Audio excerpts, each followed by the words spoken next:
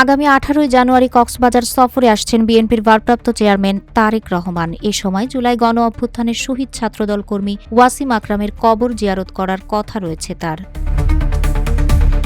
সোমবার 5 জানুয়ারি দিবাগত রাত 1:15 দিকে বিষয়টি নিশ্চিত করেন জেলা বিএনপির প্রচার সম্পাদক আক্তার উদ্দিন চৌধুরী। তিনি বলেন, সবকিছু ঠিকঠাক থাকলে 18 তারিখে বিএনপির ভারপ্রাপ্ত চেয়ারম্যান তারেক রহমান কক্সবাজারে আসবেন। তিনি পেকুয়ায় শহীদ ওয়াসিম আকরামের কবর জিয়ারত করবেন। কিউব হোল্ডিংসের গল্পে সেই রেখাটি আঁকা হয়েছিল আজ থেকে 1 যুগ আগে।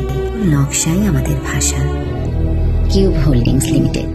জেলা ছাত্রদলের সাবেক সাধারণ সম্পাদক ফাহিমুর রহমান বলেন, দীর্ঘদিন পর দেশে আসা তারেক রহমান কক্সবাজারের মাটিতে পা রাখতে চলেছেন। এটা জেলা বিএনপি পরিবারের জন্য অত্যন্ত সৌভাগ্যের বিষয়। এদিকে আগামী 11 জানুয়ারি 19 বছর পর বগুড়ায় যাচ্ছেন তারেক রহমান। পরদিন 12 জানুয়ারি রংপুরে তার শহীদ আবু সাইদের কবর জিয়ারত করার কথা রয়েছে।